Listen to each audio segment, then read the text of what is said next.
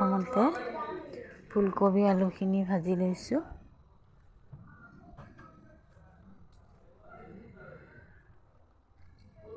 এইখিনি নমাই ল'লোঁ, ভজা হৈ গৈছে। এতিয়া ইয়াতে পিঁয়াজ জলকীয়া দি দিম। অকণমান পিঁয়াজখিনি ৰঙচুৱাকৈ ভাজি ল'ম। তাৰপিছত আদা নহৰুখিনি দি দিম।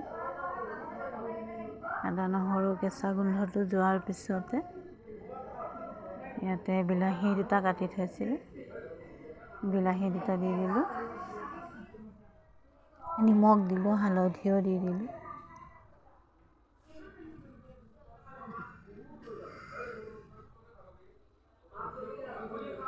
এই দেখিছেনে বিলাহীখিনি সিজি গৈছে। এতিয়া এয়া যে ফুলকবি আলুখিনি ভাজি থৈছিলোঁ সেইখিনি দি দিলোঁ। সেইখিনি দি পিনে 10 মিনিটমান ভাজিম আৰু যিহেতু ফুলকবি আলুখিনি আগতে ভাজি লৈছিলোঁ। তাৰপিছত জিৰা ধনিয়াৰ গুড়িখিনি দি দিলোঁ।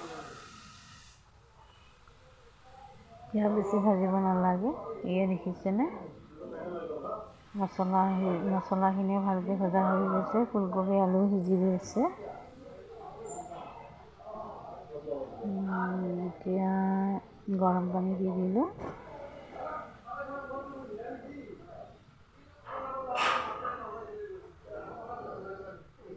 এই দেখিছেনে উতল আহিছে, মাছকেইটা দি দিলোঁ।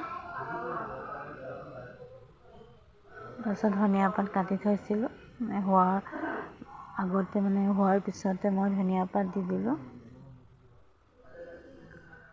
আৰু আপোনালোকে মোৰ ভিডিঅ'টো ক'ৰ পৰা চাই আছে কমেণ্ট কৰিব, আৰু ভিডিঅ'টো যদি ভাল লাগিছে তেনেহ'লে লাইক কমেণ্ট শ্বেয়াৰ কৰি দিব।